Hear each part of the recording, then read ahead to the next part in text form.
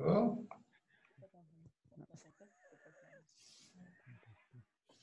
Encore un petit peu.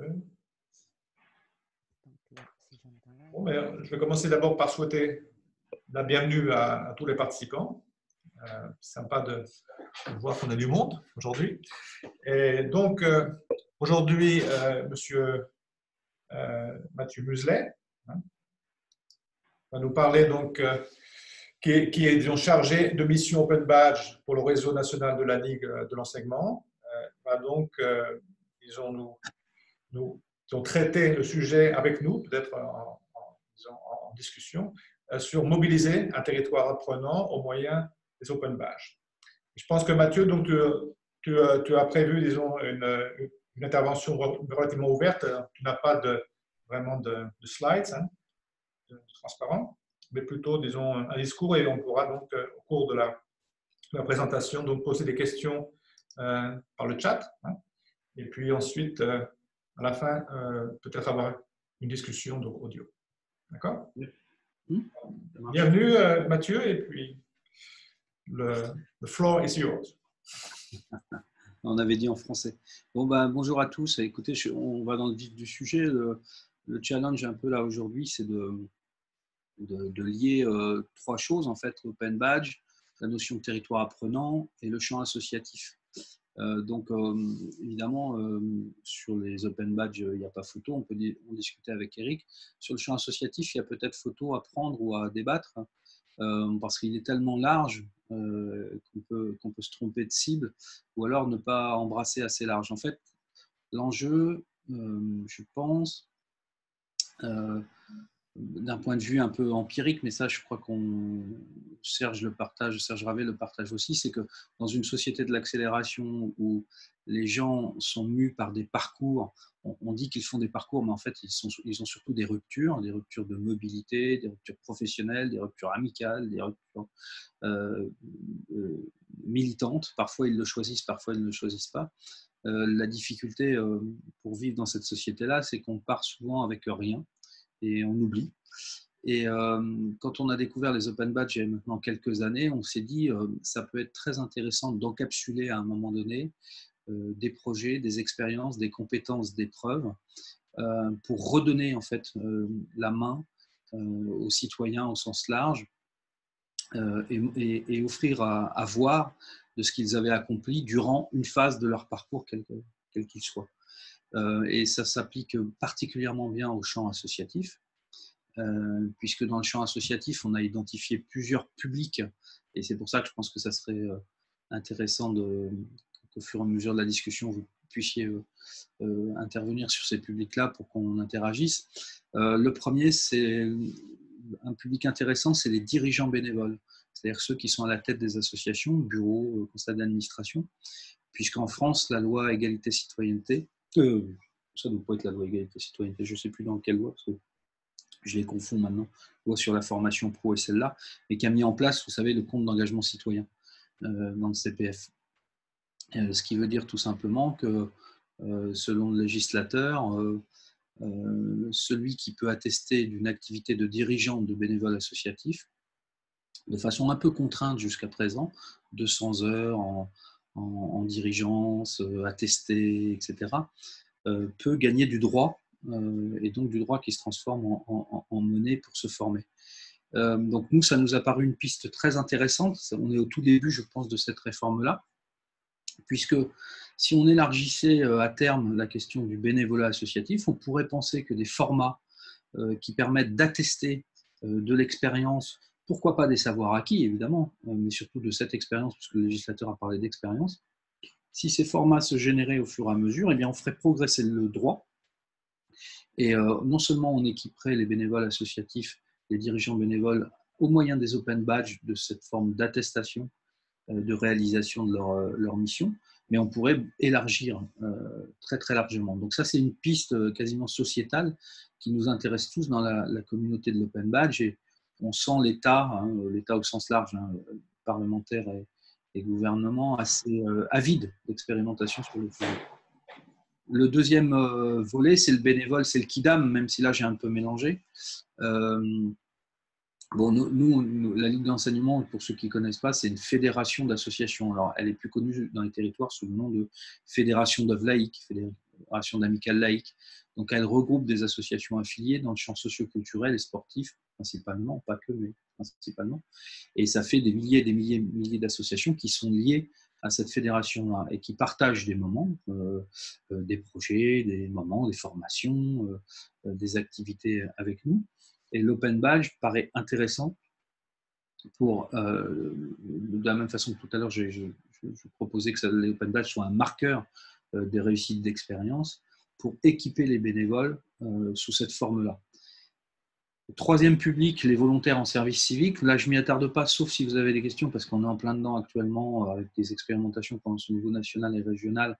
Mais le volontariat en service civique, donc une mission de jeunes, 18-25, allant jusqu'à 30 sur handicap, se prête particulièrement à badger des expériences, pas forcément dans la mission attendue, mais aussi dans ce qu'il vit autour durant la réalisation de cette mission de 8 mois en général. Enfin, actuellement, c'est ça. Et puis, le dernier public, évidemment, enfin, il y en a deux derniers publics, ça peut être la cible des associations, les usagers, les praticiens, ils ne sont pas forcément bénévoles, mais ils sont usagers d'un centre social, évidemment. Donc, le badge peut les accompagner. Mais je pense surtout aux salariés, que nous sommes tous, puisque moi je le suis. Construire une ingénierie de badge à destination des salariés, c'est aussi vivre une expérience qu'on prétend faire vivre aux autres, en particulier à nos bénévoles et à nos publics avant. Bon, j'imagine que vous êtes tous hyper intéressés par le badge, donc c'est une espèce de constante qui arrive tout le temps dans nos projets, c'est-à-dire badgeons-nous nous-mêmes avant de badger les autres. On participe d'une expérience assez intéressante. Ça, c'est le chapitre un peu, je peux me demander une présentation, Eric, sur le périmètre de qui est derrière les associations. Si on rattache ça à un territoire apprenant, bah, il y a un certain nombre que je reconnais là. On a pensé très vite, et je pense que ça doit être franco-français cette affaire-là, enfin j'en sais rien d'ailleurs Eric, c'est à toi de me le dire, mais notre organisation territoriale qui est multiple, variée, est quand même ancrée dans nos gènes. C'est-à-dire que la commune, ça a un sens. D'ailleurs, quand on a détruit, on n'aime pas ça. La communauté de communes, ça commence à avoir un sens. Le pays, ça peut avoir un sens sur un projet. Une métropole, ça commence à se dessiner. Une région. Donc, nous, Français, on arrive quand même, de gré ou de force, à intégrer les échelles territoriales, même si on ronchonne un peu en disant le canton, ça ne sert à rien, le pays, il a été mal choisi, le bassin de vie, etc. On pense cartographie les territoires quand on fait une action et une action associative. Parce que derrière, il y a des questions de mobilité, des questions d'usage et de pratique de vie. Donc, quand on a commencé à réfléchir avec vous tous, et puis en particulier avec Badgeons à Normandie, ils avaient été un peu les premiers là en France, avec Philippe et la DRAF, à Badgeons quelque chose, on a eu, je pense, une intuition, c'est de situer les échelles de coordination au niveau régional, parce qu'il nous semble que la région, et aujourd'hui, bon, la loi, la réforme territoriale l'a démontré, est quand même l'échelle de décision générale. Voilà, la collectivité de mission, c'est le conseil régional, et les grandes décisions se déroulent au niveau de l'État, au niveau régional. On a une réaffirmation de l'échelle régionale, on en parlait depuis 10 ans, comme une échelle de décision, et les compétences commencent à s'accumuler. Donc ça nous paraît intéressant d'avoir une discussion, de toute façon un positionnement intéressant, quel que soit le territoire, à cette échelle-là. Et puis après, bah, c'est une histoire de, enfin nous semble-t-il, moi je mets ça en débat, au cours de la visio, je peux vous parler un petit peu de là où on en est, mais c'est une histoire de mobilisation locale qui, de façon peut-être un peu prospective, vise de la réussite. Donc c'est vrai que si on badge un département et qu'on n'a aucun appui et que cela nous paraît en risque pour obtenir certains résultats sur cette dynamique-là, nous on est plutôt preneurs d'une logique d'archipel dans les régions et de travailler soit par ville, soit par métropole avec un axe que l'on tire.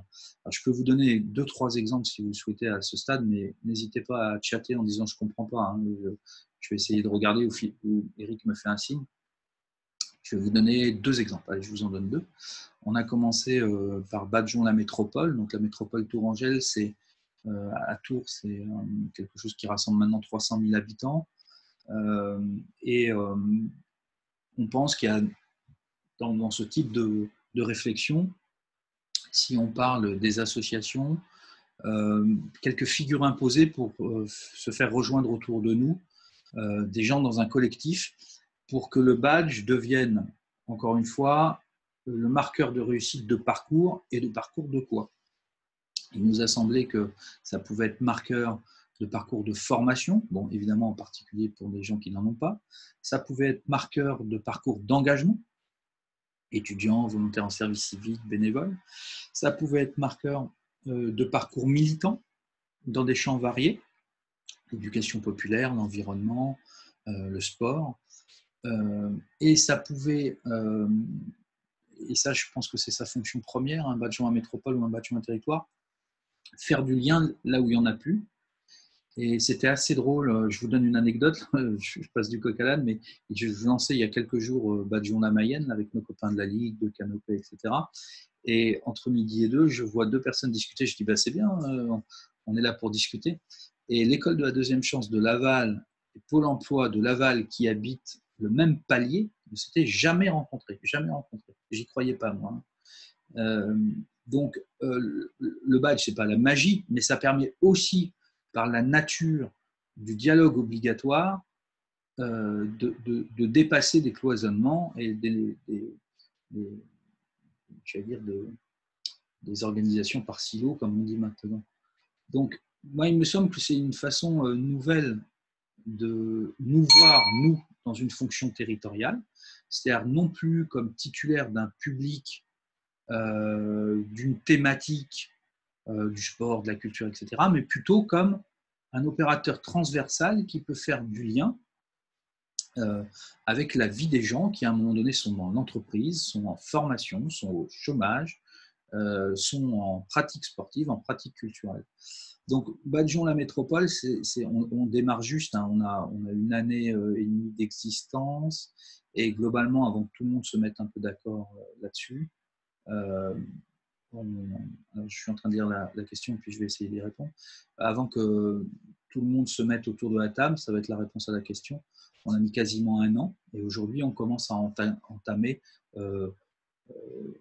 projet par projet, public par public, des expérimentations qui nous permettent à peu près de définir des process qui sont propres, quoi. C'est-à-dire comment on fait le badge, sous quelle entité graphique, avec quelle rythmicité et quel contenu on dialogue avec les OF ou avec d'autres qui ont une vision de la compétence et du savoir-faire qui n'est jamais la même que celui d'à côté. Ça nécessite un dialogue permanent.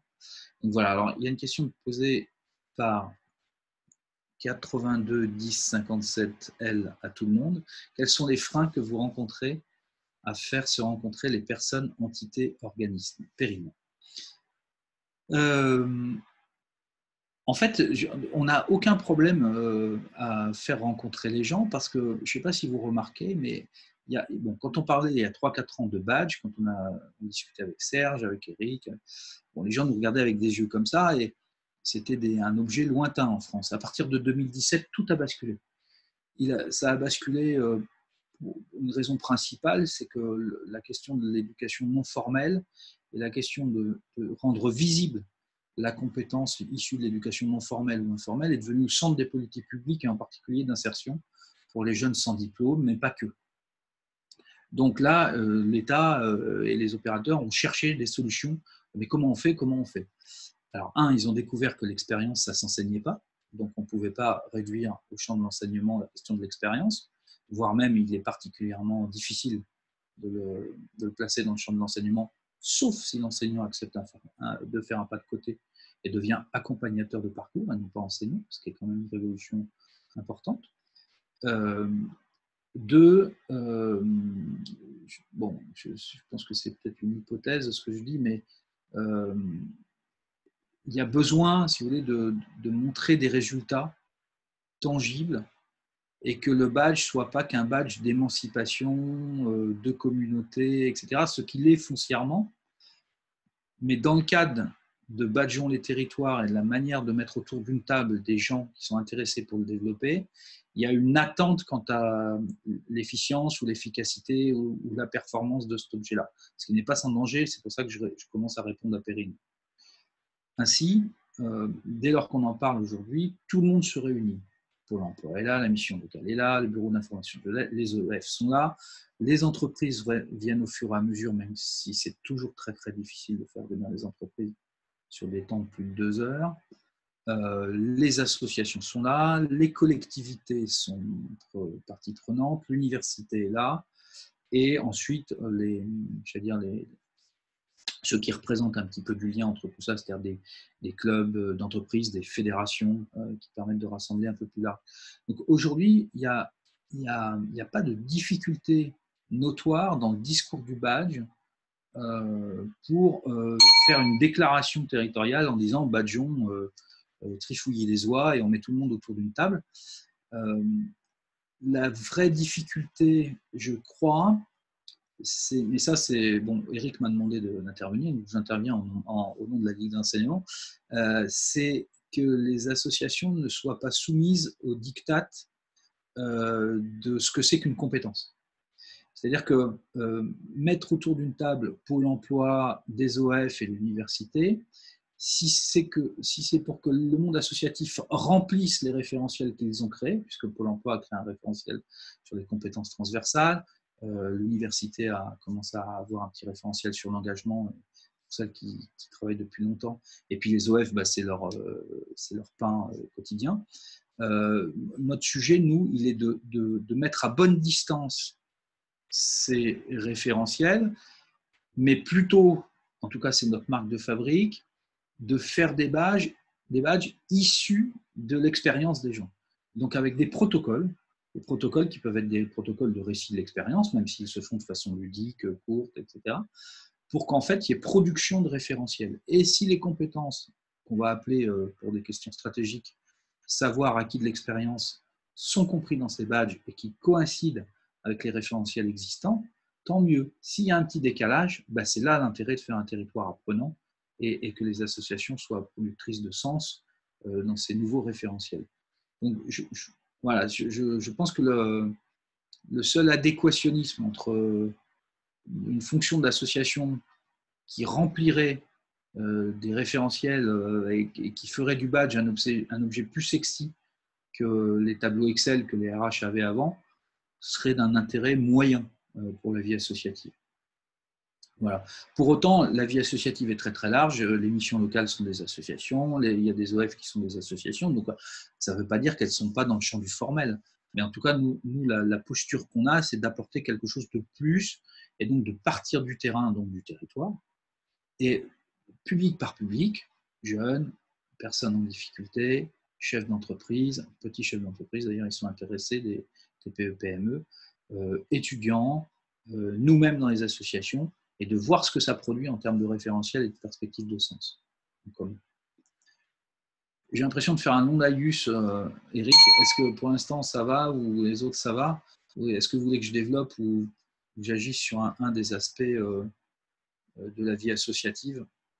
C'est toujours un peu le moment dans ce genre de conférence où il y a de questions, plus ça alimente le débat. Comment engager les bénéficiaires dans le développement des badges qu'ils reçoivent et utilisent?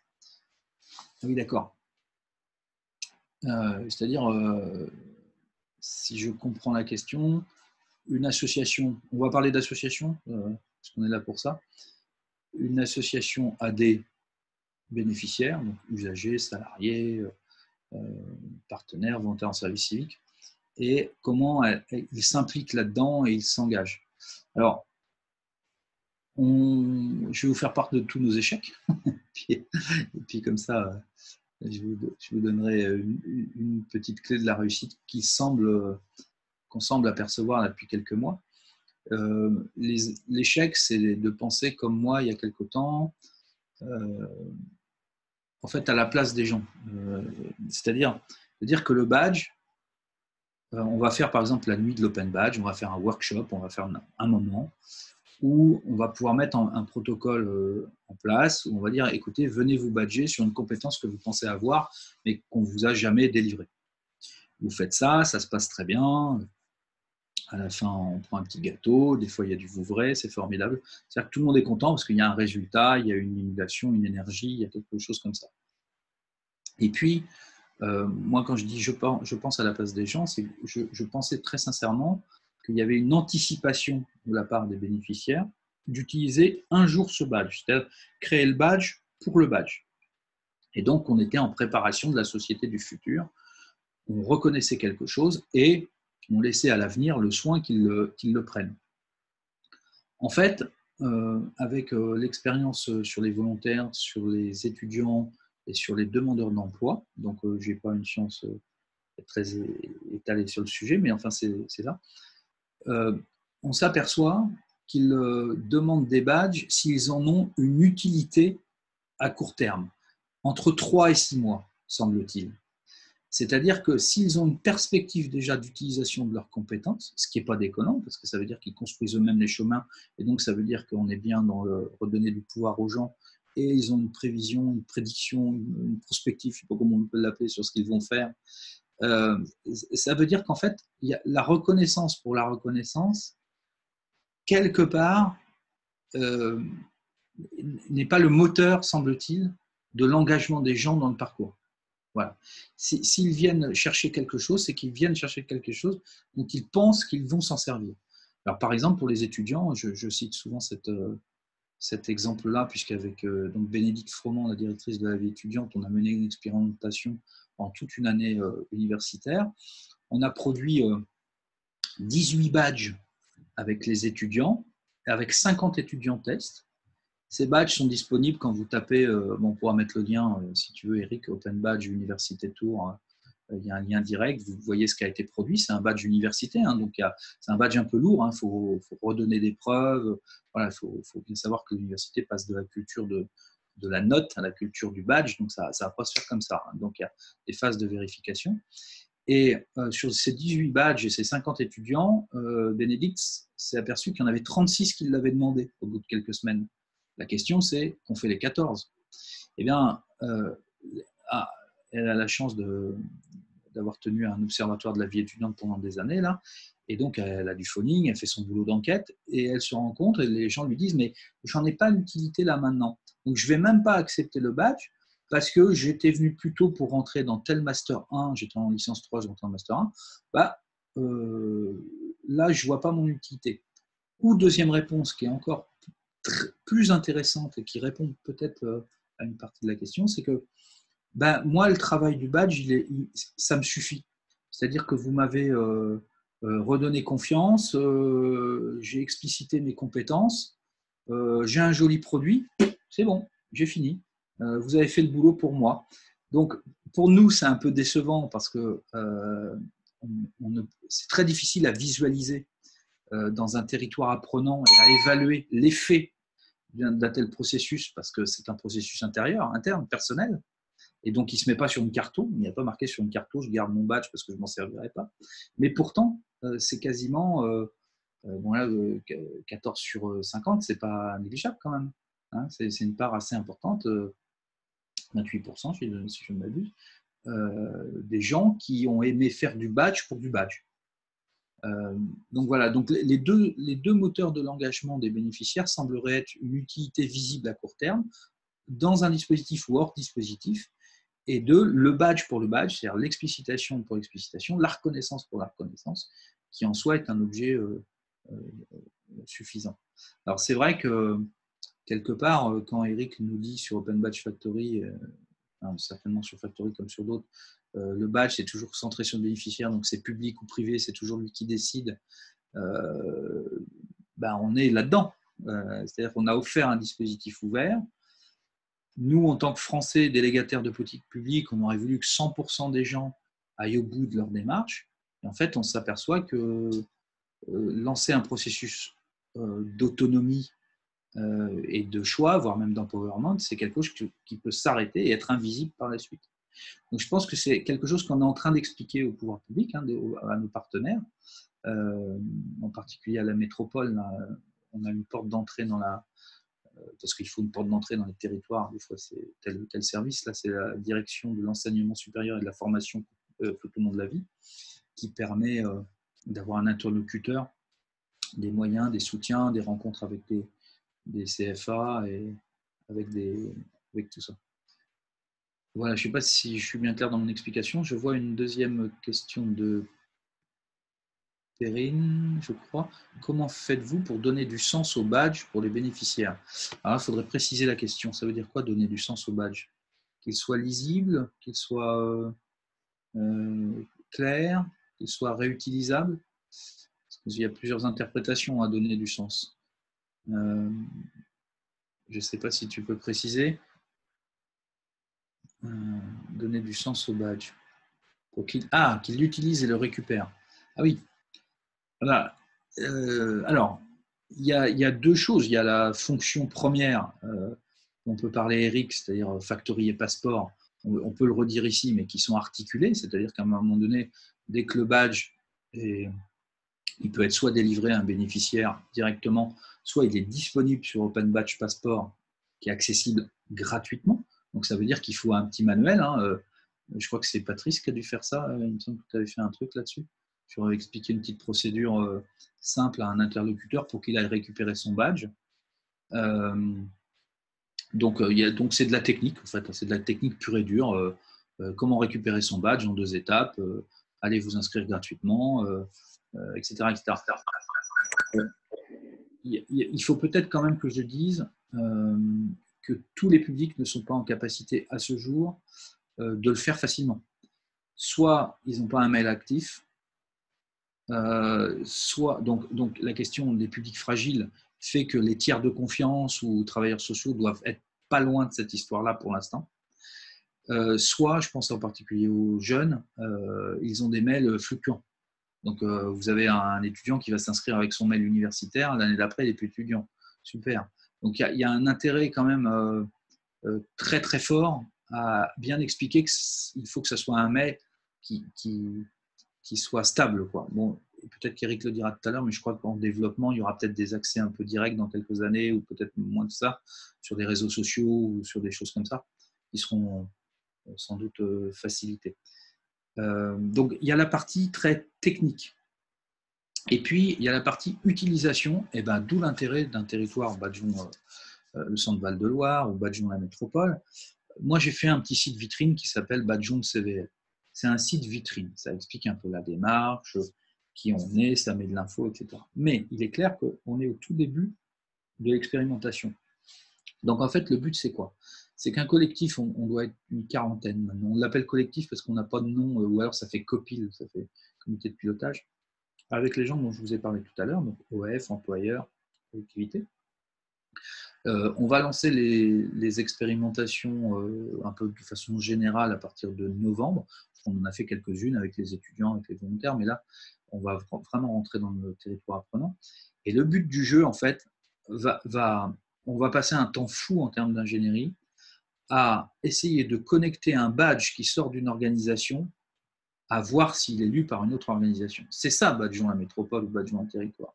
C'est la promesse qu'un badge qui est défini, par exemple, à la Ligue d'enseignement pour un volontaire en service civique nous racontant une expérience ou un projet, culturel, sportif, etc., un badge bien fait, dans lequel on s'exprime dans un copil ou un collectif sur la manière dont on définit des protocoles d'expérience, qui définit le savoir-faire, est-ce que c'est en parité, est-ce que c'est une institution, est-ce que c'est de l'autodéclaratif? Il faut juste être clair d'où on parle, que ce badge puisse être accueilli et lu, compris et accepté vers une autre institution qui a du sens pour les jeunes. En particulier les organismes de formation, en pré-positionnement sur les formations. Alors, il y a des choses qui sont plus faciles que d'autres. Par exemple, moi, je gère un tiers-lieu avec un Fab Lab. Dans le champ du numérique, ils sont assez friands, les OF, sur les premières formations, d'avoir des attestations, des micro-accréditations de type badge pour des rentrées en formation. Alors, je vais parler à Patrice après. Un autre élément, je parle des OF, mais je parle aussi des employeurs, parce que c'est vrai que on est peut-être focalisé sur la question du chômage, et c'est vrai qu'elle imprime toutes nos politiques là, et qu'on veut absolument faire rentrer les badges dans la question de l'emploi. Pour ne rien vous cacher, c'est quand même, on va tirer les moyens de notre ingénierie pour accompagner tout ce qu'on est en train de dire, là, c'est-à-dire les salariés et les publics, plutôt aujourd'hui vers les politiques de l'emploi ou les politiques de défense de l'environnement, puisqu'ici on a une COP régionale qui fait la part belle au projet et qu'on est en train de voir de quelle manière les badges peuvent être des marqueurs de réussite pour des communautés qui se lancent dans des projets environnementaux, enfin écologiques. Donc en fait, vraiment, le badgeons un territoire, ce n'est pas produire du badge pour produire du badge, c'est produire de la facilitation de lecture d'une organisation vers une autre. Et le temps nous apprend, bon, on a quelques données froides, mais c'est surtout l'expérience qui nous apprend. Par exemple, un jeune de 17 ans, pendant 5 ans sur un territoire, où est-ce qu'il va aller? Dans quel type de structure il serait bon de produire du badge et qu'il soit reconnu? Donc, on fait chemin faisant. Moi, ce qui me semble important, c'est quand même d'avoir un soutien de la part de services de l'État ou des collectivités qui sont plutôt innovantes ou fun. C'est-à-dire que c'est intéressant de bosser avec Jeunesse et Sport, même, enfin la DDCSJS, parce qu'ils sont chargés de la vie associative et des politiques de jeunesse, donc ils vont toujours porter vers le haut ce genre d'initiative. Si on s'adresse à l'éducation nationale, il va falloir montrer, alors on va le faire évidemment, d'autant plus qu'ils vont être attachés à l'éducation nationale dans pas longtemps, mais on va le faire de façon plus mesurée parce qu'il va falloir qu'on s'explique sur la compétence, ensuite sur la légitimité, ensuite ils vont avoir la préoccupation d'un service public pour tout le monde. Or, on ne peut pas faire pour tout le monde le badge, à moins qu'on reçoive 20 milliards d'euros aujourd'hui, mais ça ne va pas être le cas. Donc, il y a des organisations et des soutiens qu'il est plus difficile d'obtenir par la nature même de leur organisme. Patrice rajoute dans le chat: il y a donc tout intérêt dans un projet à prévoir un accompagnement des bénéficiaires dans les perspectives de valorisation de leur badge. Oui, bah oui, je complètement raison. C'est-à-dire que ça, c'est exactement ce qu'on ne savait pas. On pensait, si tu veux, en particulier chez les jeunes, que créer du badge allait se faire vite, donc ils allaient savoir l'utiliser. En fait, ils captent tout de suite ce que c'est qu'un badge, il n'y a pas de problème, les métadonnées, le machin, la preuve et tout. Pour autant, les aider à les localiser correctement, c'est-à-dire à faire des petits portfolios sur passeport, à les mobiliser un jour lors d'un entretien, à les éclairer sur des situations professionnelles ou militantes qu'ils pourront exploiter pour faire ressortir ce badge, ça me paraît important. Alors, je vous donne un exemple, justement, on aimerait bien sortir un peu avec les copains là, des boîtes à outils un peu sur des terrains d'expérimentation, des terrains de valorisation du badge dans le champ associatif. Par exemple, on pourrait imaginer que des bénévoles, qu'ils soient dirigeants ou non, puissent à une assemblée générale, nous on avait fait une assemblée générale pour la première fois numérique, avec une lecture du commissaire aux comptes enregistrée pour une fois, avec plein de rapports à disposition, etc. On pourrait imaginer qu'on puisse avoir une assemblée générale entièrement badgée. C'est-à-dire qu'au lieu de raconter dans une longue litanie un rapport moral, un rapport d'activité, un rapport financier, on peut imaginer que ces objets statutaires soient badgés et qu'on puisse y adosser la preuve à l'intérieur et qu'on puisse délivrer aux adhérents participants à l'Assemblée générale ou même pas participants, parce qu'ils doivent avoir accès aux documents, un ensemble de ces pièces-là. Donc là, on allierait, si vous voulez, le non formel, c'est-à-dire comment ça s'est passé, parce qu'on ne sait jamais dans une asso, comment ça s'est passé, donc il y aurait quelque chose de l'ordre de la réflexivité et du retour sur l'expérience, avec le côté formel et statutaire qui est un vrai cadeau numérique, si vous voulez, à offrir lors de ces temps-là. Autre question, avez-vous une stratégie concernant la construction d'un écosystème de badge au niveau du territoire? Comment amorcez-vous la pompe? Là, on est en plein dedans, c'est ce que je disais tout à l'heure. C'est-à-dire que là, on a fait 2 copiles, je crois, jusqu'à présent. On s'est assuré de l'engagement des acteurs et surtout des pas de côté que nous avions tous envie de faire, hein, puisque dans un écosystème de badge, tout le monde doit faire un pas de côté. Les collectivités, puisque par nature, on pense le badge vers le bénéficiaire et il utilisera le badge au moment où il sort. En tout cas, nous, c'est. Donc, ça veut dire qu'on renonce à la performance dans notre institution, mais on prépare l'après. Donc ça, dans un écosystème de parcours, c'est très très difficile pour chacun. C'est-à-dire qu'on doit porter l'effort sur l'après qui ne nous appartient pas. Non, et ça, je trouve ça intéressant. Donc ça veut dire que dans les réunions, on demandait clairement aux OF, mais est-ce que vous êtes d'accord, non pas pour produire vos propres référentiels, enfin vos badges sur vos référentiels, mais pour mieux préparer une formation de deuxième niveau, un emploi, etc. Et ce dialogue-là, il a été long. Il a fallu vraiment voir les pour, les contre, les contraintes, etc. Ça, c'est acquis.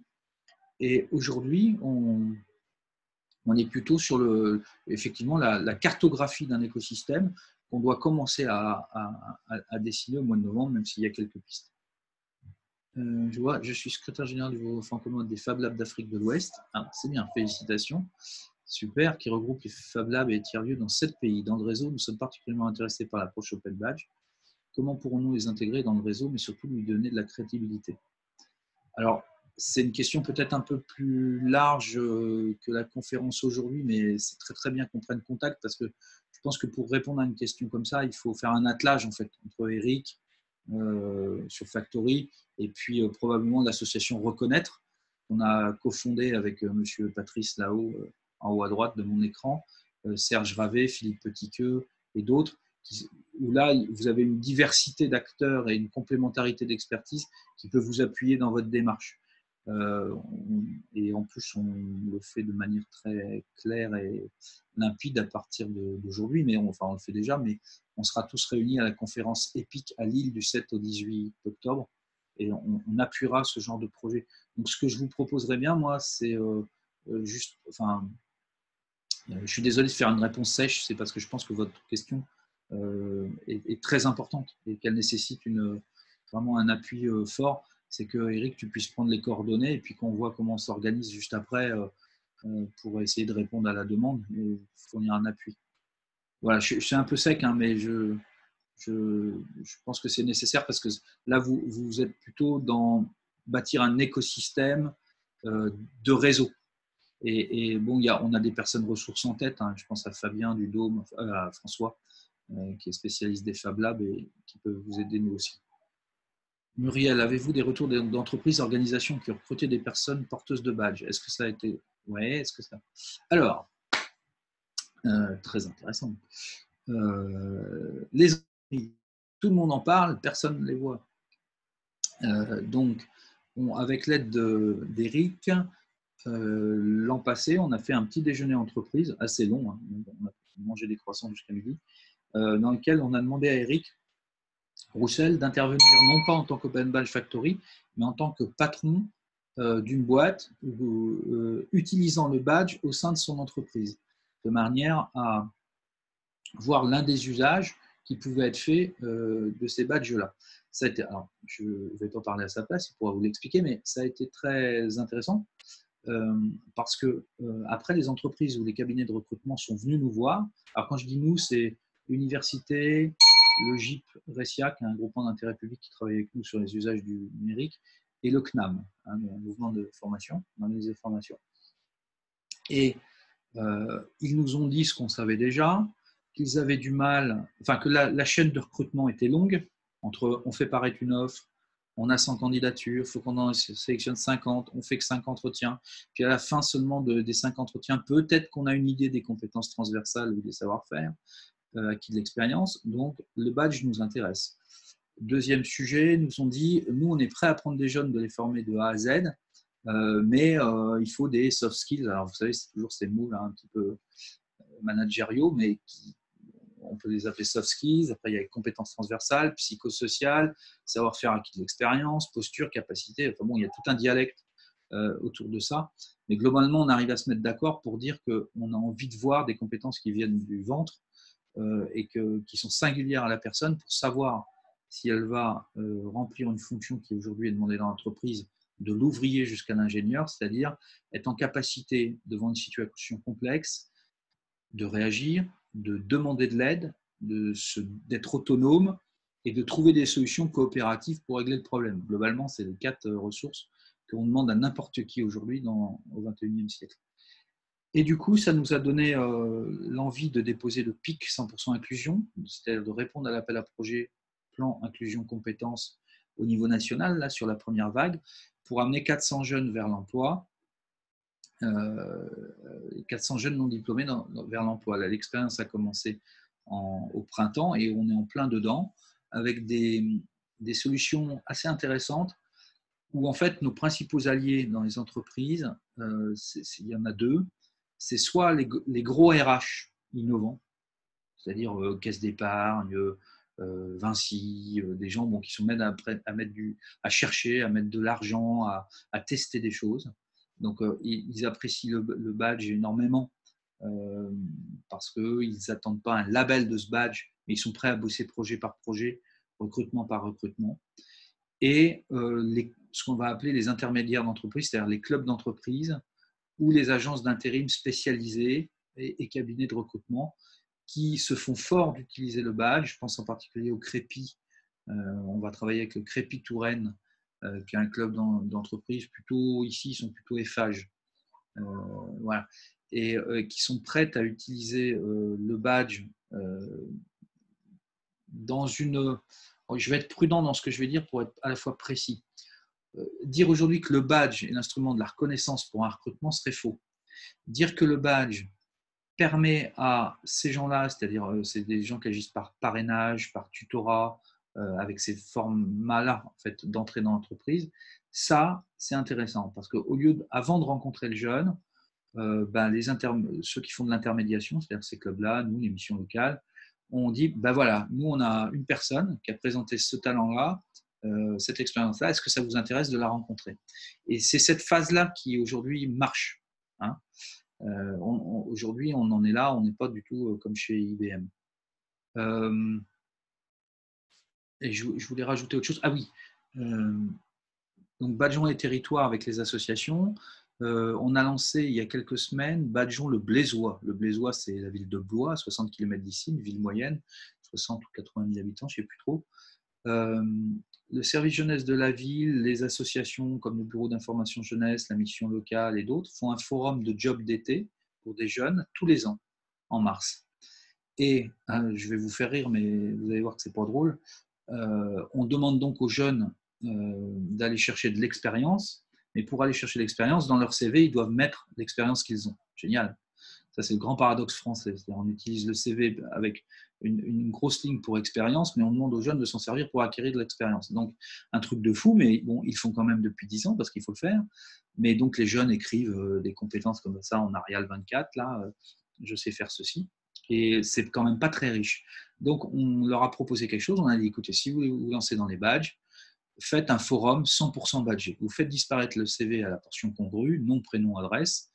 Et au cours de l'année, les associations et donc le territoire apprenant fait émerger des savoir-faire des jeunes dans le champ du loisir, de ce qu'ils font actuellement, puisqu'ils ne font pas autre chose que travailler à l'école quand ils sont scolarisés.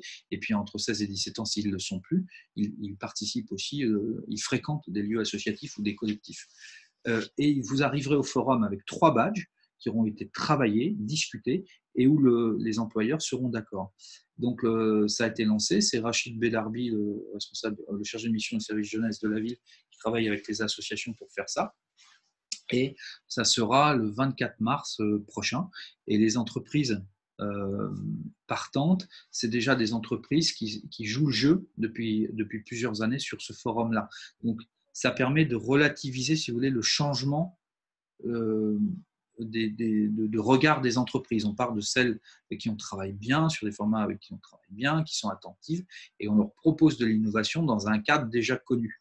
Et je pense que c'est finalement la meilleure solution parce que ça permet véritablement de ne pas rentrer dans une révolution, mais une transition. Et je crois que c'est ce qui aujourd'hui garantit le succès d'un... Tout à l'heure, il y a une question, c'est comment vous faites pour engager tout le monde? Alors, on engage tout le monde avec du rêve, comme c'est faire Serge Ravet, mais une fois qu'on est au boulot, il faut des petits pas. Voilà, des petits pas construits, des petits pas constructifs, dans des cadres qui sont hyper sécurisants pour les gens. Donc, voilà comment on fait. Est-ce que la démarche des Open Badges rejoint les compétences et recommandations proposées sur LinkedIn peux recommander telle personne pour telle compétence. Ah, c'est peut-être Eric ou Patrice qui peuvent répondre plus à ça, parce que moi, je ne suis pas un spécialiste de ça. Je sais très bien que les badges, on peut les prendre et puis les partager sur LinkedIn, mais je crois que ça ne répond pas exactement à la même chose. Tu veux répondre, Eric, éventuellement? Oui. Ce que je voulais dire, en fait, c'est que, est-ce que vous m'entendez? Oui. Sur, disons, la démarche Open Badge, donc, vous pouvez donc avoir des endossements sur les badges, au même titre que vous pouvez être endossé sur LinkedIn. Moi, personnellement, je pense que les badges vous donnent plus de liberté, hein, que LinkedIn, parce que vous avez en plus la possibilité de produire plus d'informations, en fait, dans le badge et d'être endossé pour disons, pour un contenu qui a été défini par l'apprenant lui-même. Donc, et les badges donc, qui sont endossés, par exemple, dans OpenBadge Passport, peuvent être aussi placés sur LinkedIn. Et je pense que la question de l'endossement, c'est une question que je voulais justement poser un peu disons, à Mathieu. Mathieu, est-ce que tu penses que l'endossement va, disons, permettre d'avancer justement dans cette stratégie de badgeant un territoire, disons, apprenant? Qu'est-ce que tu en penses? Quel est l'apport de l'endossement? Ouais. Alors, je pense même que c'est la fonction fondamentale, en fait. Il y en a une qui existe, c'est celle-là, et la deuxième fonction qui est à venir, où tu commences à développer, ou d'autres peuvent développer à partir de la plateforme, c'est la cartographie et la visualisation de ce qu'on fait. Mais l'endossement, pour moi, c'est l'alpha et l'oméga d'un territoire apprenant. Parce qu'en fait, un territoire apprenant, c'est quoi? C'est, bon, certes, des gens qui se reconnaissent dans le fait que passer dans leur structure est source d'apprentissage ou de formation ou d'auto-formation, ça c'est sûr. Mais à la limite, si la vie est expérience, tout le monde peut se revendiquer d'un territoire apprenant. Mais tisser un réseau de confiance avec une organisation qui dit « je reconnais le badge qui vient de m'être présenté simplement en voyant qu'il l'a produit, c'est-à-dire en faisant confiance au protocole qui a été fait », ça c'est un enjeu fondamental. Donc, y a la fonction d'endossement est super intéressante, d'autant plus que je crois qu'elle vient d'évoluer, c'est-à-dire qu'elle est plus visible qu'avant. Voilà, la personne, le forum des jobs d'été dont je parlais tout à l'heure, ça veut dire tout de suite que les badges qui vont être produits pourront être endossés pour commencer par quelques structures dans la phase amont de construction des badges, genre mission locale, bureau d'information jeunesse, OF, et pourront être réendossés par la suite par des entreprises. Donc, moi, je dis toujours que le badge a plusieurs valeurs.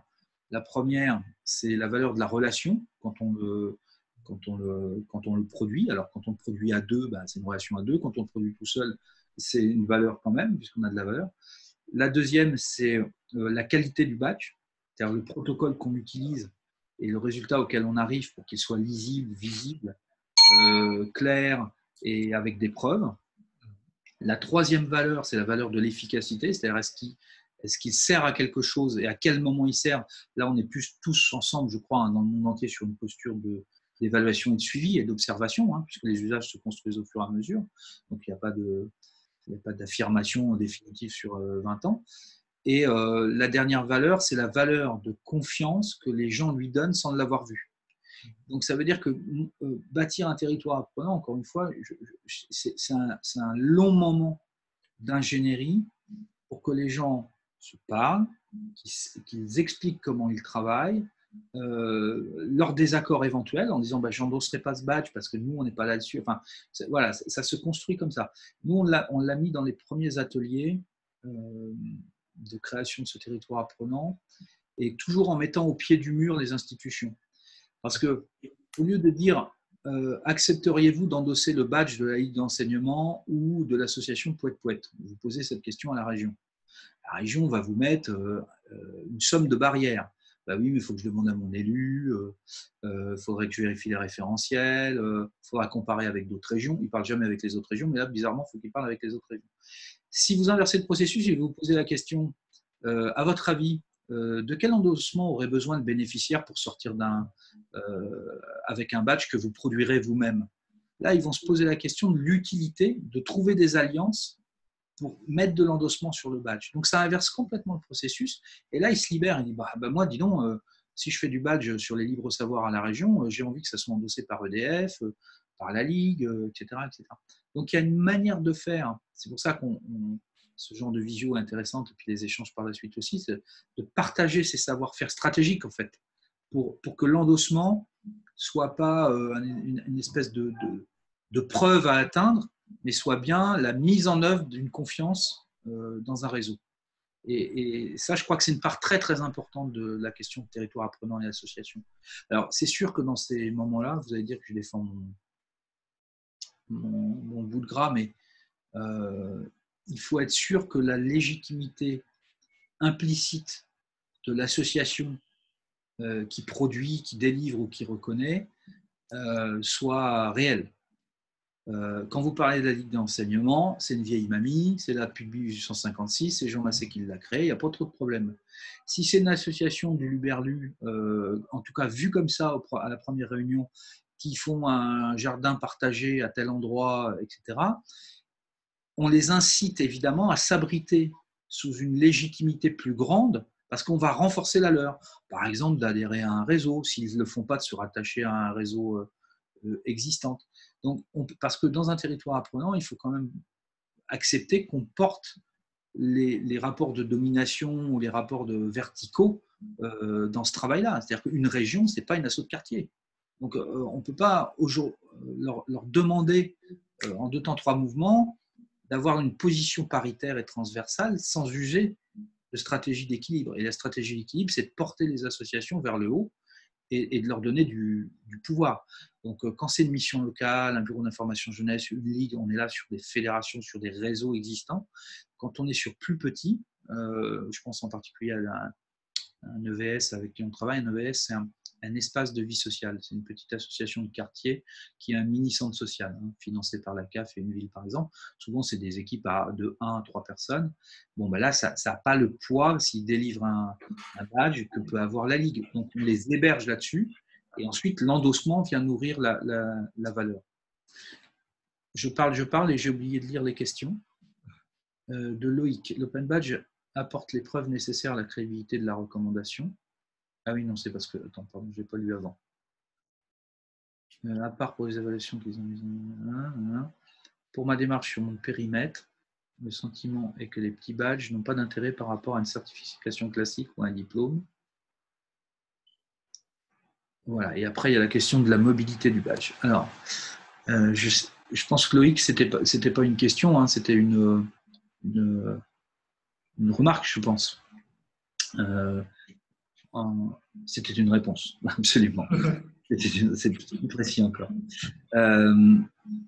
Sur la question du périmètre, les petits badges n'ont pas d'intérêt par rapport à une certification. Alors, il faudrait définir le périmètre dont tu parles, mais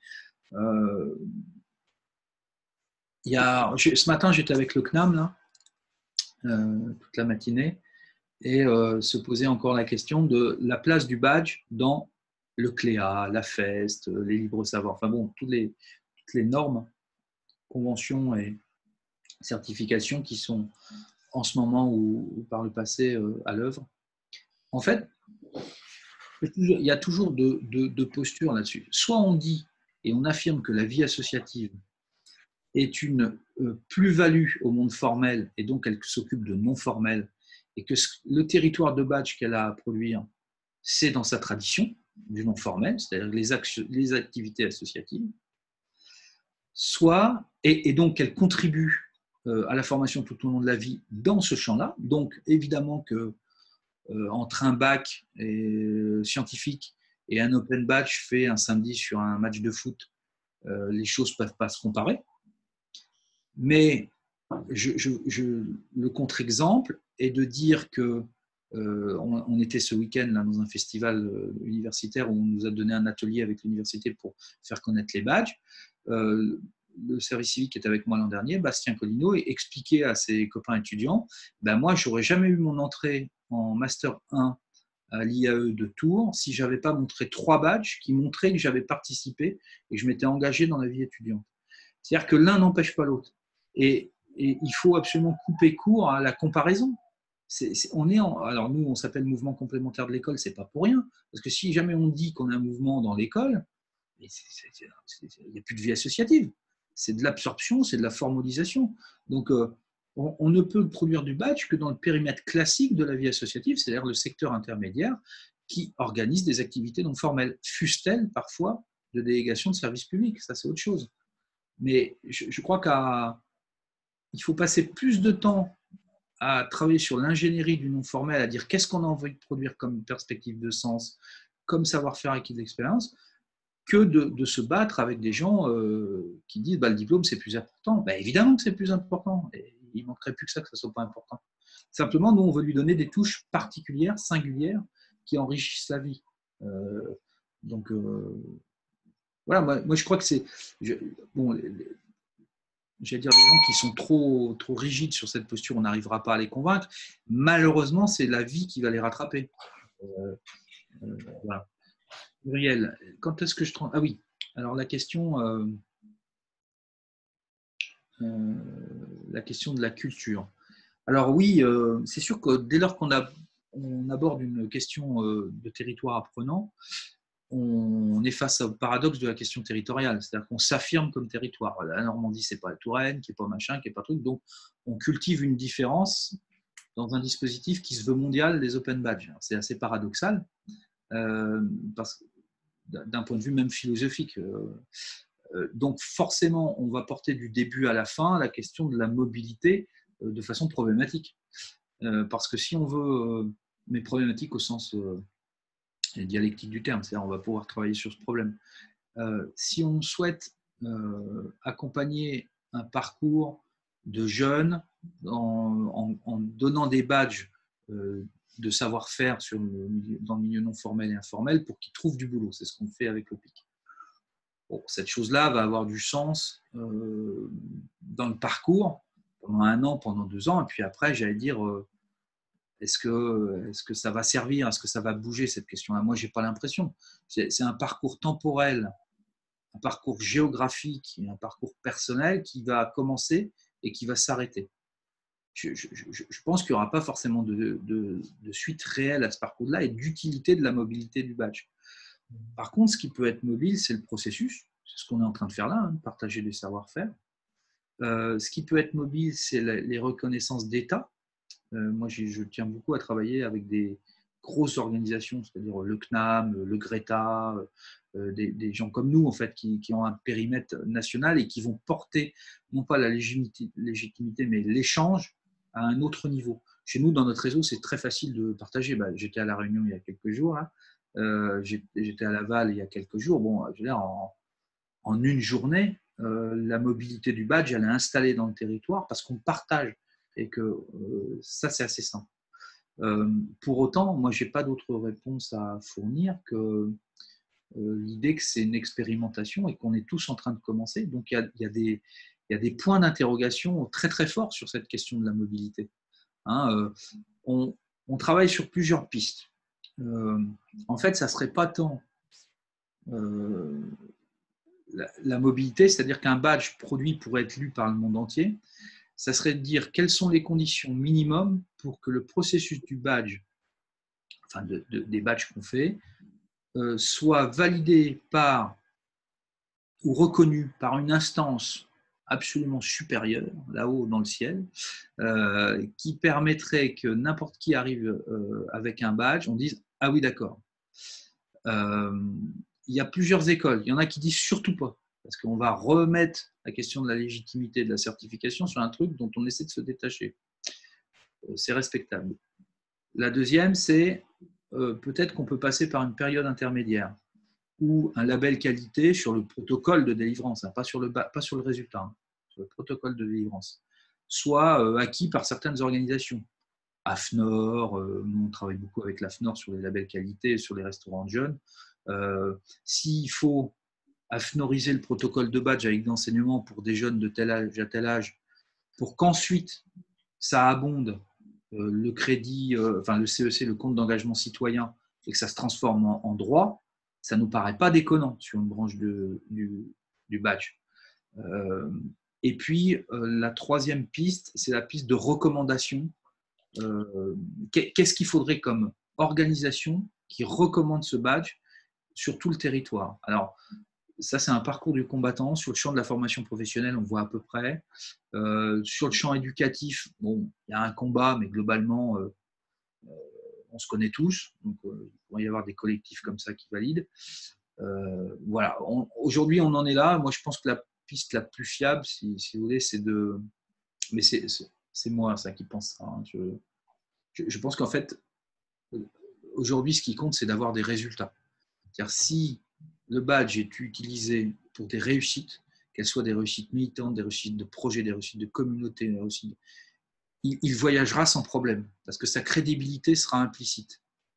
À force de trop chercher de la légitimité par un être supérieur, on risque aussi, peut-être, d'amenuiser sa légitimité. Moi, c'est une question que je mets en débat, hein. Et puis je préfère qu'on la porte un peu longtemps, cette question-là. Est-ce qu'il n'y a pas de réponse? Si je peux ajouter quelque chose, Mathieu, à cette Oui, je coupe mon micro. réponse. Bon, je pense que moi, pour moi, les territoires apprenants, ça a toujours été assez intéressant, au sens où ce n'est pas du tout une approche, par exemple, scandinave, on a une approche plutôt nationale, etc. Et plutôt fondée sur des structures. Et je pense que je pense qu'il n'y a pas de problème. Hein. Disons, le badge, en fait, quand il est émis, en fait, je dirais, dans un territoire apprenant, je pense que la grande question, c'est son intérêt pour la communauté du territoire. Donc, voir qu'il y a comment on peut dire, un réseau, il y a des compétences qui sont rendues visibles dans un territoire, les badges deviennent connecteurs, et ces connecteurs permettent, disons, justement de connecter des apprenants, des entreprises, des associations, etc.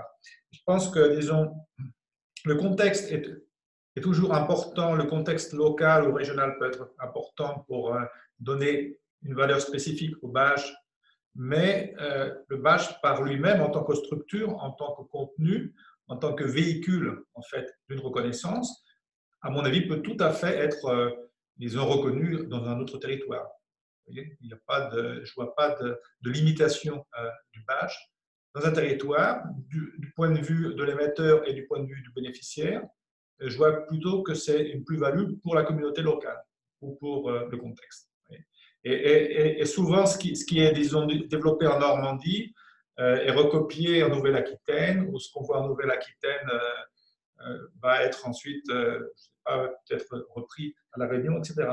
Bon, disons, quand on réfléchit un peu à cette question, je pense que, par exemple, les Fab Labs sont assez intéressants parce que les Fab Labs, en tant que, disons, réseau national, international et mondial, c'est un bon exemple que, en fait, les badges émis par différents Fab Labs peuvent être en fait utilisés par tout le réseau.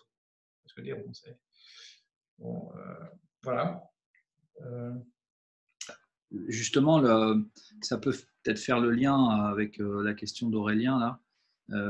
Est-ce qu'il y a des moyens d'accès aux petits clubs? Là, il s'agit du sport, qui n'ont pas des gros budgets. Parce qu'en fait, la question de la légitimité de la reconnaissance extérieure n'est pas dépendante forcément de la taille de la structure qui porte le badge. Par exemple, des petits clubs de foot se connaîtront plus et se reconnaîtront plus, parce que quand c'est dans un créneau sport, enfin Patrice, tu connais bien le sport, c'est très organisé. Donc le jour où le CROSS ou le CNOS, c'est-à-dire le comité olympique, reconnaît le badge comme un truc qui voyage dans les clubs, même si le club a 30 licenciés et qu'il n'a pas d'argent, il va y avoir une légitimité qui peut s'étendre. Donc, moi, je pense qu'en France, la légitimité peut être portée par des écosystèmes associatifs qui existent déjà et qui portent une culture et une pratique et même des normes. Il y a la question du coût, hein, puisque demander des badges ne pose pas de problème. Hein, on va sur Passeport, il y a des badges qui sont créés, on demande, c'est gratuit. Par contre, un club qui voudrait délivrer des badges, eh bien, effectivement, il doit prendre une licence. Alors nous, c'est pour ça que je disais en début de visio qu'on incite les associations à se rassembler sur des bannières pas forcément étoilées, mais supérieures.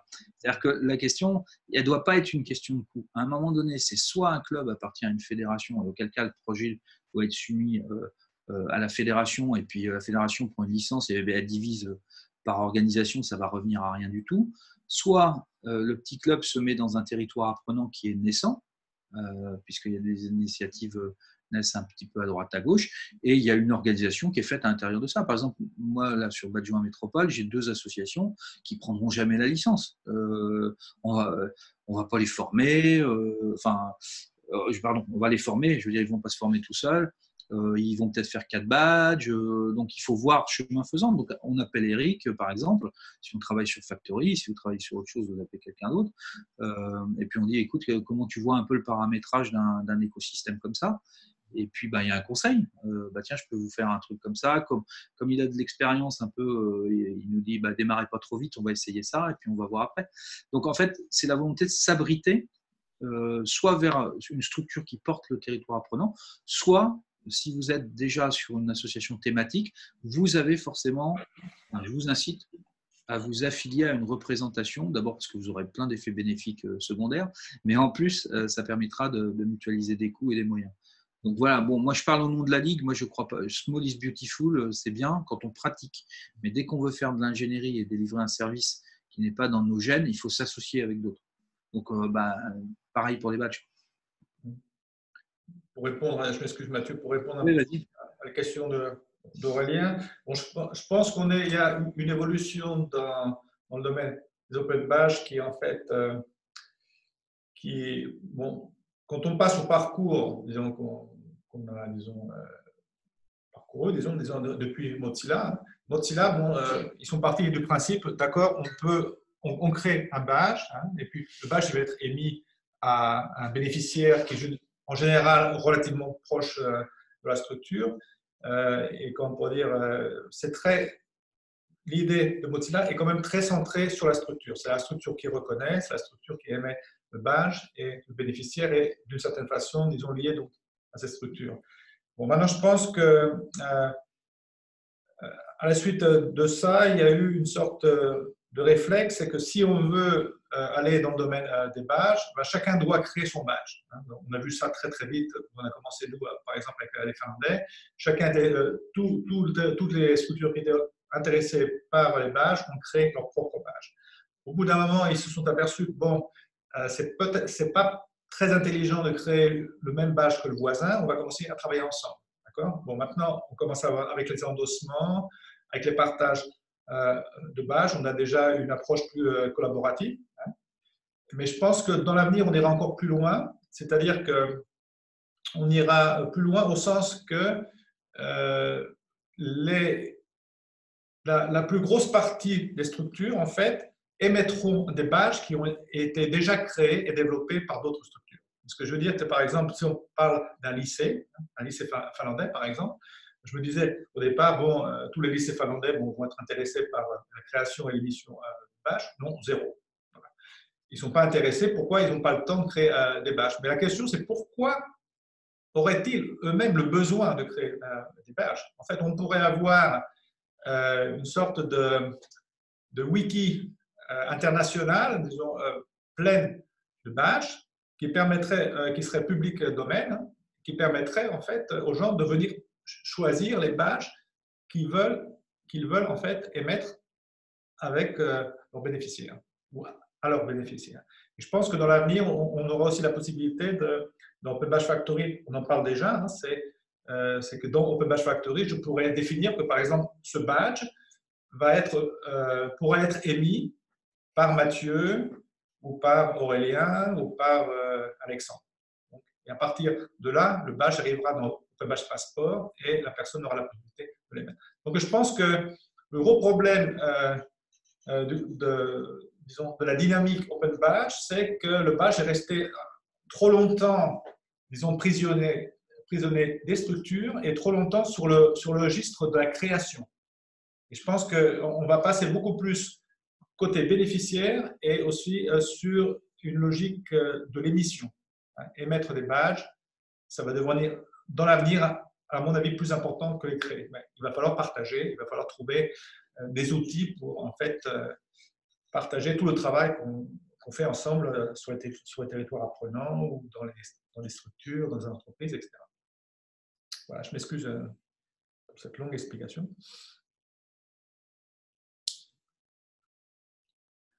Je réfléchissais là en même temps que tu parlais, parce que c'est vrai que quand on fait ce genre de visio, il y a des gens qui veulent commencer et puis d'autres qui voudraient aller un peu plus loin.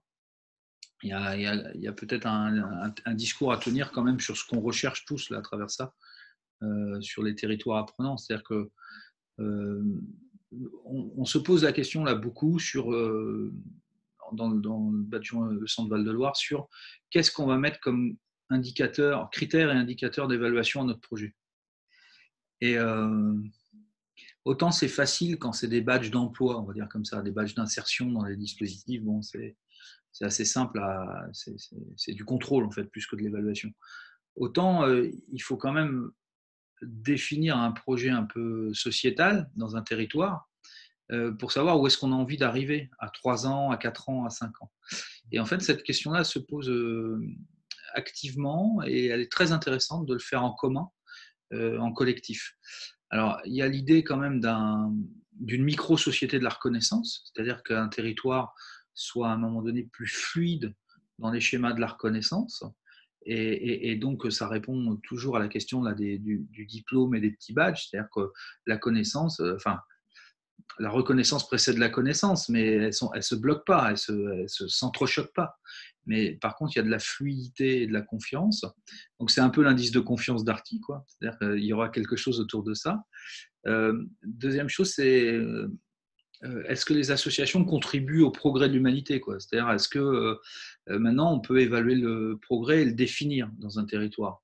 Est-ce qu'on va être un peu plus heureux, un peu plus ouvert, un peu plus en lien, un peu moins stressé, un peu plus... Enfin, voilà, il y a vraiment un chemin, je pense, à conduire pour éviter que dans 2 ans ou dans 3 ans, on se pose simplement la question du nombre de badges créés ou du nombre de jeunes insérés. Je pense que c'est utile, mais ça ne sera pas que ça. Et je m'aperçois que on ne peut pas avoir ce débat-là au début de l'aventure de Badgeons les territoires. Au début de Badgeons les territoires, tout le monde marque un peu son territoire, découvre le badge, se pose toujours les mêmes questions. Qui c'est qui fait l'image? Est-ce que c'est légitime? Est-ce que ça va avoir de la valeur? Enfin bon, c'est toujours les mêmes questions au début. Mais après, une fois qu'on est là, c'est comment on va être ensemble. Voilà, quelqu'un qui veut parler. Je laisse la parole. Ah non, c'est Patrice qui s'en va, pardon. Il nous disait au revoir. Donc, je ne sais pas qui, dans la conférence, a ce type de préoccupation ou de pratique qu'il souhaite éventuellement échanger avec nous, mais il me semble qu'un territoire apprenant, c'est un territoire qui change et qui définit mieux la valeur dans laquelle on s'inscrit et où est-ce qu'on a envie d'arriver en termes de perspective de sens. Et ça demande du temps et des efforts, je crois. Nous, on est vraiment au début de cette chose-là. On n'est pas au Canada, hein. C'est un peu moins, c'est un peu moins réactif, quoi, je pense. Enfin, c'est un peu moins naturel, disons, de se redire ça. Voilà. Moi, sur un discours général, si vous voulez, c'est à peu près ça hein, que je pense avoir défini un peu tous les argumentaires. Il me semble quand même que la question du droit, c'est-à-dire de l'appropriation de nouveaux droits, est une préoccupation qui doit nous animer, puisque si aujourd'hui on existe, nous en France, c'est non seulement parce qu'on connaît la liberté de nous associer, mais si la plupart des associations touchent une subvention ou sont reconnues à un moment donné, même une petite subvention, même du matériel ou des choses comme ça, c'est qu'on attend d'elles qu'elles jouent une fonction pour des communautés, des territoires et des individus. Donc, il y a la dimension territoriale, c'est en quoi ça donne des plus-values, mais il y a la dimension individuelle des usagers, des publics, des associations. Et moi, je suis persuadé que mieux nos territoires apprenants sont structurés en produisant des bons résultats partageables, comme disait Eric tout à l'heure, peut-être qu'on produise un peu moins de délivrance, mais qu'on partage plus, qu'on soit plus centré là-dessus, plus on offrira aux législateurs et au pays, enfin au droit, la possibilité de faire reconnaître des droits qui sont aujourd'hui créés, mais un petit peu désincarnés. Moi, le CEC, j'attends de voir. Si vous avez été pompier, service civique, et puis dirigeant associatif, peut-être.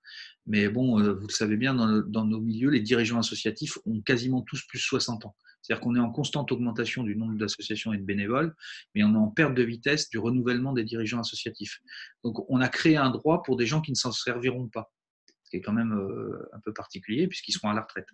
Donc, moi, il me semble qu'on doit avoir cette exigence qualitative, enfin ce regard porté sur les droits futurs, et que le badge peut contribuer en fait à non pas remplir une case, mais à faire émerger une nouvelle façon de montrer l'activité, de montrer la valeur d'une chose et d'y adosser des preuves suffisamment fiables. Voilà. Très bien. On commence à être un peu limité maintenant sur le temps, disons qu'on a un peu dépassé. C'est peut-être une dernière question. Qu'est-ce que vous en pensez? Non? Merci Mathieu pour. C'est vraiment plus qu'intéressant. On a exploré de nouveaux parcours. Mais pour moi, disons, je suis un peu quand même en marge. Bon, j'ai beaucoup de projets avec des associations. Je connais un peu, disons, la problématique. Mais ce que je veux dire, c'est très, très, très intéressant. C'était très, très intéressant de rentrer avec toi dans le parcours, vraiment, aller jusqu'au noyau, disons, et voir tout ce qui se tisse autour. Ouais. Avec la dimension de territoire apprenant, je pense que tu as vraiment ouvert vraiment tout le procès et le côté stratégique qui est autour. Bon, et puis tout ça, c'est ouvert. Hein. On n'a pas de réponse à tout encore, mais pour l'instant. Ok. Moi, peut-être pour conclure, juste vous redire qu'en France, 70% des associations sont réunies sous une bannière qui s'appelle le mouvement associatif, qui réunit 7 grands réseaux de mémoire, donc les réseaux sport, éducation populaire, médico-social, environnement, etc. Ça couvre à peu près 70% du champ. Donc, je pense que tous ceux qui ont envie de mener des expériences de ce type-là ont toujours intérêt d'informer le MAC, le mouvement associatif. Il en existe un par région. Des fois, c'est une personne, des fois, c'est 15, ça dépend vraiment des régions. Pour qu'ils soient. Donc, le mouvement associatif ne fait jamais à la place des gens. Hein, ils sont vraiment là pour porter, communiquer, informer, faire du lien. Et c'est un relais forcément neutre, hein, puisqu'il associe des réseaux. Donc, c'est quelque chose d'intéressant. Et c'est une façon d'aborder, si vous voulez, de commencer un lit favorable pour qu'un territoire apprenant soit ensuite facilité. Par exemple, vous pouvez avoir des badges créés dans le milieu sportif, le milieu médico-social, le milieu d'éducation populaire. Des fois, ça ne se travaille pas du tout au local parce que les gens ne se voient pas. Mais le mouvement associatif peut réinformer et faire de la fluidité. Et bon, d'expérience maintenant, moi, ça fait que 3 ans que je suis sur les projets badge ou 4 ans, mais 1 an et demi globalement dans vraiment Badgeon Centre et la métropole, il y a besoin de fluidité, il y a besoin d'alliés qui nous permettent d'être fluides dans une société française qui est quand même très, très, très sectorisée de tous les côtés. Donc ça, c'est un petit tuyau que je vous donne. Et évidemment, si vous rencontrez des petites difficultés de contact ou des choses comme ça, je me tiens à votre disposition. Ça fera le lit du badge, je crois. Voilà. Mathieu, encore une dernière question, quelques minutes simplement, parce que moi je vais devoir bientôt, disons, partir, et je pense qu'on arrive à la limite aussi du point de vue technique de l'enregistrement. Raphaëla, donc, te pose une question sur un exemple. Un exemple pour un consensus sur le quoi badger au niveau d'un territoire entre les différents acteurs, entreprises, assos, établissements, enseignement supérieur, dans mon cas. C'est-à-dire que Raphaëla veut exprimer son exemple, c'est ça?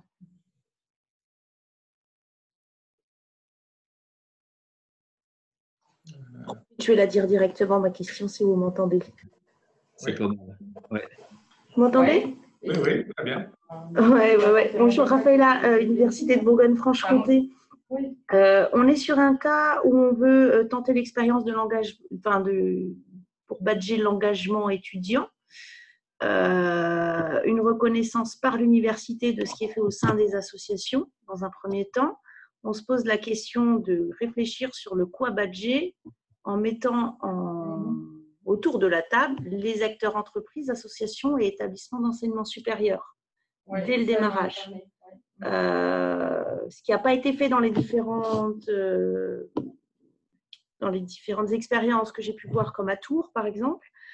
Du coup, je me posais la question si ça a été fait ailleurs sur d'autres domaines, le fait de se mettre autour pour être sûr que une fois que les étudiants demanderont ces badges et les utiliseront, les entreprises les reconnaîtront. Ben, en fait, ça n'a pas été fait parce que justement, on ne voulait pas que ça soit un axe entreprise. Ouais. C'est-à-dire que ça a été un choix politique de dire n'utilisons pas l'engagement pour faire du recrutement. C'est un choix comme un autre parce que moi je pense que c'est pas contradictoire, mais en tout cas ça a été la VP qui était très sciences de l'éducation ne voulait pas se faire inonder par la question des soft skills et donc produire de l'engagement pour de l'engagement et de la reconnaissance de l'engagement pour de l'engagement. Maintenant, à la phase 2 du projet, je pense qu'on va être tenu de le faire. De mémoire, je vois pas de territoire qui travaille comme ça, même en Normandie, je crois qu'ils ne sont pas avancés là-dessus. Il est possible qu'à Baute, Caroline Bélan-Mélanger, Eric commence à travailler comme ça, mais je ne suis pas persuadé. Non, je pense qu'à Caen, il y a quelques exemples où il y a des badges de l'Université de Caen qui sont reconnus par des entreprises locales, mais c'est plutôt un endossement, hein. C'est pas un badge, disons, émis ou créé par l'entreprise. Je pense que l'endossement, maintenant, va vraiment pouvoir, disons, connecter plus les entreprises, les universités ou les associations. Mais, je pense que c'est plutôt endossé, c'est plus, disons, doux que créer des badges qui devront être émis par une autre structure. J'ai quand même un contre-exemple en même temps que tu parlais, qui est en cours. Parce que sur le projet DEAL, donc Digital Learning Lab, qui est un projet mené par les deux universités Tours-Orléans, l'INSA, et puis le GIPRESIA, c'est-à-dire la région, qui vise à mettre des étudiants sur un projet d'entrepreneuriat, mais global, hein, entreprise globale. Par exemple, moi, je vais prendre 6 étudiants faire des boîtes à outils pour les entreprises cette année pendant 6 mois. Et c'est Mélanie Foin qui s'en occupe ici. Tu as dû la rencontrer, Raphaëlla, peut-être. Ah non, Mélanie, elle n'était pas à Caen. Non, c'était Bénédicte qui était à Caen.